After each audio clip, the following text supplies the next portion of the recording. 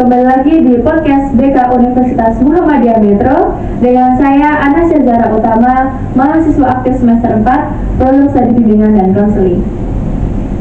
Sobat Konseling, pada podcast kali ini kita akan membahas fenomena yang sedang kita alami, yaitu informasi kini mudah sekali untuk kita dapatkan, di mana hal ini tanpa kita sadari dapat mengubah pola pikir, juga bagaimana cara merespon informasi tersebut. Nah, untuk membahas lebih lanjut, kami menghadirkan narasumber yang sangat luar biasa, berkompeten dan juga ahli di bidang tersebut.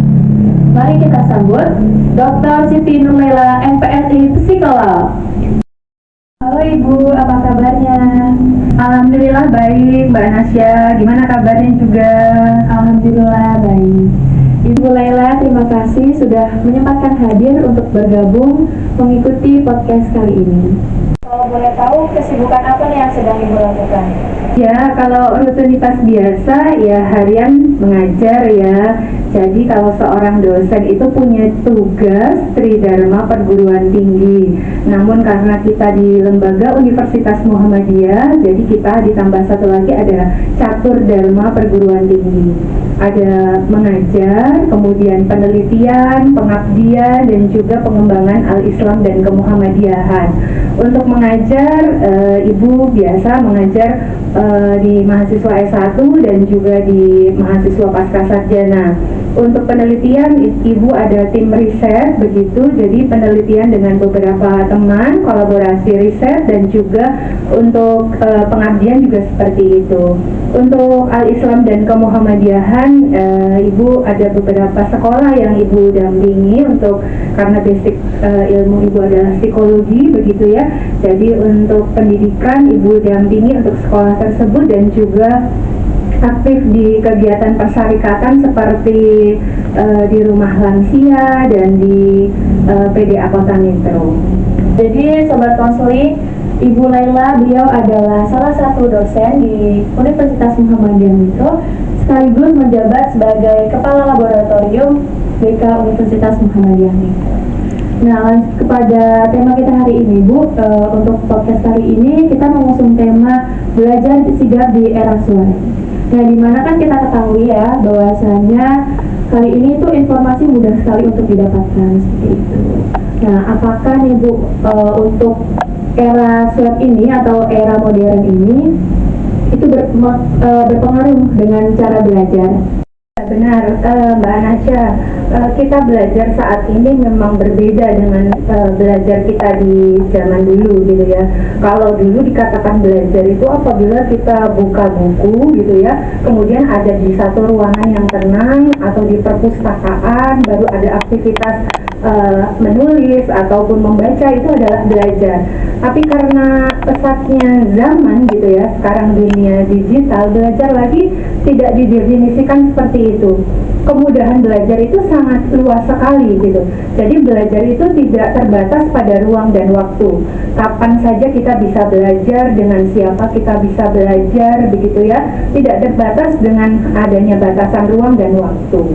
Nah, kalau untuk pengaruhnya sendiri, tentu hal ini punya pengaruh, ada yang pengaruh yang positif tentunya ya bagi diri kita, dan ada pengaruh yang negatif. Kalau saya melihat sih, kalau pengaruh positifnya itu kita sebagai mahasiswa gitu ya, atau sebagai pembelajar, tentunya kita akan lebih mudah nih mendapatkan informasi, karena informasi dengan perbahan, dengan duduk-duduk santai itu sangat mudah untuk didapatkan gitu ya, sehingga itu menambah wawasan kita dalam kita belajar. Selain itu juga bisa memfasilitasi preferensi belajar kita. Gaya belajar kita apa? Karena sekarang yang muncul adanya kalau swipe itu kan yang datang di FYP kita itu kan biasanya algoritma yang kita sukai ya, yang kontennya adalah 15-60 detik yang kita lihat, yang itu kita serap. Jadi kalau yang preferensi kita adalah gaya belajarnya visual atau audio, itu sangat membantu sekali. Jadi kita cukup nonton video, kita sudah terima dengan baik apa yang menjadi pilihan kita dan juga keinginan kita. Namun ada hal yang lebih menarik lagi tentunya, kalau selain dampak positif ada juga dampak negatifnya ya.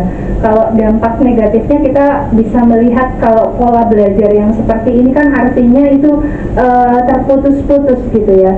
Jadi informasinya tidak didapatkan secara berurutan. Jadi kalau belajar itu kan harusnya kita punya step mana dulu yang harus dipelajari sebelum mempelajari hal yang lebih sulit. Tapi kalau belajarnya dari konten, ya konten apa yang ditawarkan, konten apa yang dilihat, itu yang dikonsumsi gitu ya. Jadi penalaran belajarnya itu tidak akan mengakar dengan baik gitu. Dan dampak yang lain itu menurut saya juga bisa membuat kita lebih banyak ketergantungan ya. Dengan adanya medsos atau scroll dikit-dikit, kita akan lebih mudah percaya dengan konten di medsos tersebut. Kalau dulu kan kita secara mandiri kita mencari informasi itu, menggali, kemudian menuliskannya. Kalau seorang dosen atau misalnya seorang guru itu meminta untuk merangkum, jadi ada proses di sana yang yang ada gitu, yang berjalan. Tapi kalau dengan hanya melihat saja, saya kira yaitu tadi kita akan lebih banyak tergantung, menjadi tidak mandiri, dan akhirnya informasi yang kita dapatkan itu tidak utuh dan menjadi setengah-setengah begitu, Mbak Anasya. Iya. Jadi seperti itu ya Bu, ada dampak positif dan juga dampak negatifnya. Lalu kemudian bagaimana, bukan sekarang banyak tuh konten-konten edukatif, apakah konten edukatif itu membantu atau justru malah membuat bingung? Oke, iya, kalau berbicara dengan konten yang ada seperti ini gitu ya, itu seperti mata pisau yang bermata dua begitu ya. Artinya dia bisa dalam rangka untuk kebaikan atau keburukan juga. Nah, ini kita sebagai konsumennya gitu ya, kita harus lebih jeli lagi nih. Ada beberapa hal yang perlu kita perhatikan, apakah nanti konten ini justrunya mendukung atau malah membuat kita bingung gitu ya. Jadi yang pertama adalah kita melihat kualitas kontennya. Nah, ketika kita misalnya belajar, kita cari materi, kualitas kontennya itu seperti apa? Apakah itu sesuatu video yang rumit, yang sulit untuk kita pahami, atau malah membuat kita lebih mudah untuk menerima atau lebih memahami sesuatu konsep itu lebih mudah gitu. Nah, jadi kita perlu untuk melihat bagaimana kualitas kontennya. Kemudian yang kedua adalah cara penggunaan untuk mengaksesnya. Ini seperti apa? Apakah itu dijadikan rujukan utama atau hanya sebagai pelengkap saja? Nah, biasanya mahasiswa ini nggak tahu. Kalau ada ya sudah ditonton saja. Padahal kadang-kadang konten-konten yang ada itu yang berseliweran di tempat kita itu kan hanya konten yang sifatnya potongan-potongan saja. Nah, tentunya kita perlu kita perlu punya pemahaman lebih dahulu untuk bisa memahami konten yang sudah ada. Jadi sifatnya konten ini sebagai suplemen begitu.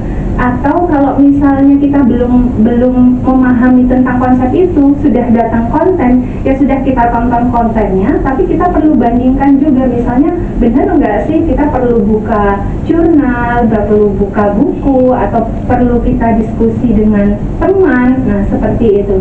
Jadi cara mengaksesnya pun kita juga perlu perhatikan. Kemudian konteks penggunaannya.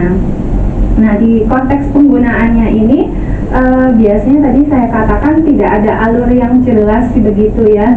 Jadi penggunaannya juga harus disesuaikan kita mau cari apa. Misalnya kita sedang bahas, Anda mata kuliah misalnya tentang psikologi perkembangan, tentang teorinya Erik Erikson misalnya. Nah, ini sebatas apa penggunaannya? Apakah dengan memahami konten itu kita malah tambah paham atau malah tambah bingung gitu ya. Jadi untuk apa keterdukungannya?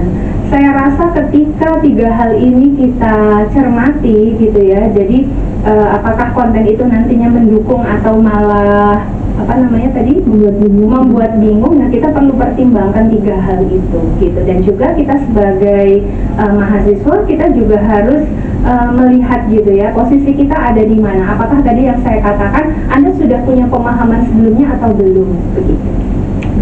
Nah, jadi seperti itu ya Sobat Konseling. Nah, mungkin dari Sobat Konseling sendiri Bu penasaran, bahkan dari saya sendiri juga penasaran, bagaimana sih cerita pengalaman Ibu belajar lewat sosial media?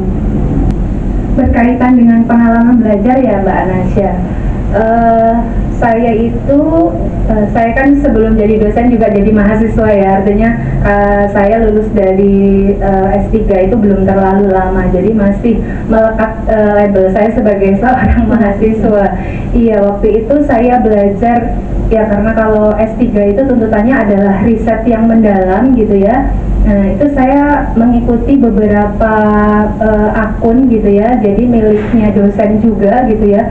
Bagaimana dia sering membagikan tips and trick untuk penulisan skripsi, tesis, dan disertasi.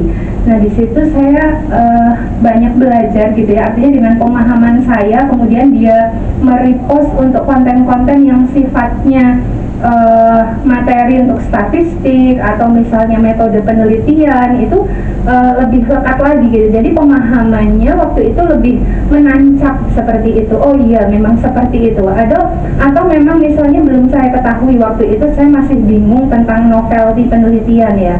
Tentang novelty penelitian itu saya harus carinya bagaimana. Nah, waktu itu nemu konten itu.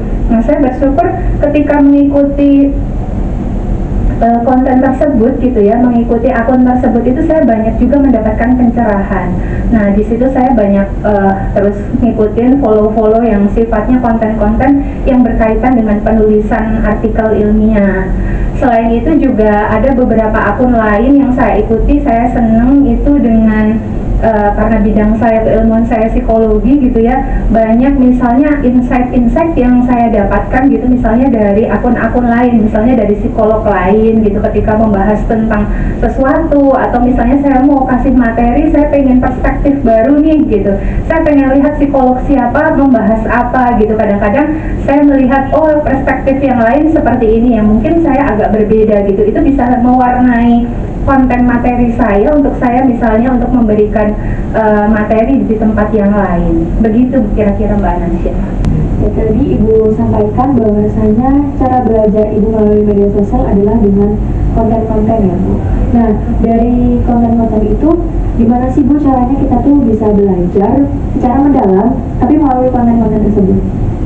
Oke, belajar mendalam ya. Jadi gini Mbak Nasya, kalau untuk kita bisa belajar mendalam, yang pertama satu, kita harus tahu tuh tujuan belajar kita dengan konten itu untuk apa. Kita hanya sekedar mau tahu aja atau mau ngerti apa gitu. Jadi kalau sekedar hanya pengen tahu gitu ya, kan itu gampang, cuma cari set sudah gitu. Tapi kalau kita mau mengerti, di situ kan ada proses ya berarti. Nah, itu berarti kita perlu pemaknaan lebih jauh tentang apa yang kita baca misalnya, atau apa yang kita lihat, atau apa yang kita tonton. Kemudian cara yang kedua misalnya kita menggunakan teknik slow learning. Jadi kita akan melambat gitu ya. Jadi kalau kan budayanya cepat gitu ya, hanya scroll saja. Nah, di sini kita perlu lakukan teknik namanya Podomoro. Jadi teknik Podomoro itu kita 25 menit belajar, kemudian 5 menit kita istirahat. Nah, seperti itu. Jadi apa yang kita bahas, kita lihat dalam konten tersebut, kita catat, kita ulangi lagi, kemudian kita istirahat. Nah, itu dalam teknik psikologi pendidikan ada teknik Podomoro. Dan juga kita menghindarkan distraksi tentunya ya. Jadi misalnya teman-teman mahasiswa nih Mbak Nasya mau belajar tentang apa, misalnya tentang suatu teori, tapi banyak notif yang masuk gitu kan. Nah, kadang-kadang itu juga mengganggu kita. Kita perlu matikan notif-notif yang lain, medsosnya kita nonaktifkan dulu misalnya, atau notif yang lain kita off-kan dulu begitu. Kemudian ada teknik yang ketiga, yaitu kita tulis ulang tuh apa yang perlu, yang sudah kita lihat, apa yang sudah kita pelajari. Sebenarnya teknik ulang ini sebenarnya untuk memperkuat ingatan kita. Jadi kalau dalam psikologi juga gitu ya, kita perlu mengulang pelajaran itu tidak harus senantiasa dihafal, tapi bisa dengan mengelaborasi informasi yang kita punya. Misalnya tadi Mbak Nasya pengen tahu misalnya tentang teori Piaget gitu ya, teori dalam psikologi perkembangan ada teori kognitifnya Piaget.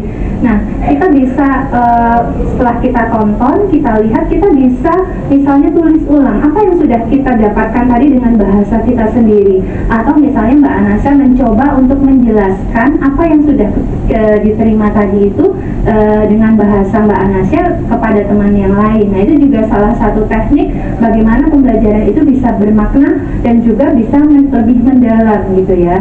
Dan yang keempat adalah seimbangkan konsumsi konten gitu ya dengan pelajaran yang mendalam. Nah, ini maksudnya apa? Misalnya Mbak Anasya nonton 2 konten gitu ya, 2 konten tentang misalnya tadi tentang satu teori, atau katakanlah kalau sedang skripsi tentang metodologi penelitian. Nah, setelah nonton 2 konten, untuk pembelajaran lebih mendalam kita perlu tuh misalnya sebagai referensi tambahannya kita perlu buka buku, misalnya baca aja 2 halaman. Jadi kita nggak banjir informasi secara konsumtif tadi, tapi kita perlu mempelajari apa yang sudah kita lihat tadi, memberikan pemaknaan dengan misalnya dengan membaca 2 halaman dari artikel atau modul atau buku. Nah, kira-kira seperti itu, Mbak. Baik, seperti itu Sobat Konseling. Jadi dari paparan Ibu tadi tentang bagaimana sih cara kita belajar mendalam melalui konten-konten tersebut. Nah, untuk selanjutnya ada nggak sih Bu tips agar kita nih para mahasiswa atau pelajar kita menggunakan media sosial itu dengan baik gitu, seperti itu. Ada tips and triknya? Oke, tipsnya ya. Jadi kalau untuk tips itu kan supaya lebih memudahkan kita dan kita nggak keblinger gitu ya. Yang pertama adalah cek dulu sumbernya. Jadi sumber kontennya itu apakah didasarkan pada satu referensi yang memang terpercaya atau tidak, atau hanya tulisan lepas yang ditulis oleh orang. Dan yang kedua juga cek profilnya, profil penulisnya. Kan kita tahu tuh akun-akun yang kita ikuti siapa sih, apa dia dosen, apa dia praktisi, apa dia akademisi, gitu kan kita bisa lihat. Nah, kalau konten-konten yang sifatnya seperti kita ketahui kita banyak tentang karena kita mahasiswa gitu ya, tentunya kita juga tahu profil penulisnya itu siapa. Jadi selain dari cek tadi isinya kontennya itu ada referensinya atau tidak, kemudian kita juga cek penulisnya atau profilnya gitu ya, siapa dia. Jangan-jangan yang kita ikuti orang yang nggak tahu tentang pendidikan, tapi karena kontennya menarik terus kita ikuti. Nah, itu kita perlu juga lebih hati-hati ya. Kemudian bandingkan dengan materi yang sudah kita punya. Nah, kadang-kadang mahasiswa sudahlah ini benar gitu ya, tapi kita perlu cross check lagi gitu. Apa yang misalnya di kelas didapatkan itu kita perlu juga untuk sekedar banding begitu ya. Oh, benar nih teorinya memang seperti ini. Nah, seperti itu. Jadi kita perlu untuk lebih membuka modul lagi, atau ya bertanya dengan teman atau dengan dosen yang bersangkutan secara langsung. Saya kira itu sah-sah saja begitu ya. Kemudian yang lain gitu ya, kita bisa jadikan tambahan tapi bukan sumber utama begitu ya. Jadi tambahan konten ini suplemen tadi yang saya katakan, saya sudah punya pemahaman sendiri tentang itu, tapi konten ini membuat saya lebih paham. Nah, seperti itu. Jadi itu sebagai tambahan tapi bukan sumber satu-satunya yang utama, karena tadi kalau konten itu kan dia nggak sistematis gitu. Jadi ya apa yang kita klik ya itu terus yang muter, algoritmanya yang muncul. Nah, seperti itu. Dan kemudian konten viral itu untuk menumbuhkan minat belajar kita, tapi bukan untuk penarikan kesimpulan gitu ya. Jadi karena kan kalau konten tadi sifatnya ada musiknya, terus menarik, ada gambar, ada video yang datang di situ. Jadi itu sebagai penarik minat belajar kita, bukan untuk penarikan kesimpulan. Nah, saya rasa kalau kita pengen untuk belajar dengan konten-konten itu, hal-hal atau tips tadi mudah-mudahan bisa membantu gitu ya. Jadi kita lebih sebagai seorang user, sebagai seorang konsumen, lebih tepat lagi menggunakan konten itu gitu. Begitu kira-kira Mbak. Dari Sobat Konseling luar biasa sekali ya dari pemaparan narasumber kita hari ini, yaitu Dr. Siti Nurlela MSI Psikolog. Nah, bisa kita tarik kesimpulan bahwasanya di era yang di mana informasi bisa kita dapatkan dengan mudah, kita juga harus secara bijak dalam penggunaannya seperti itu. Nah, dari Sobat Konseling yang sedang menonton, tadi sudah dipaparkan juga tips and trik dari Ibu Laila. Nah, semoga Sobat Konseling bisa menerapkannya di keseharian.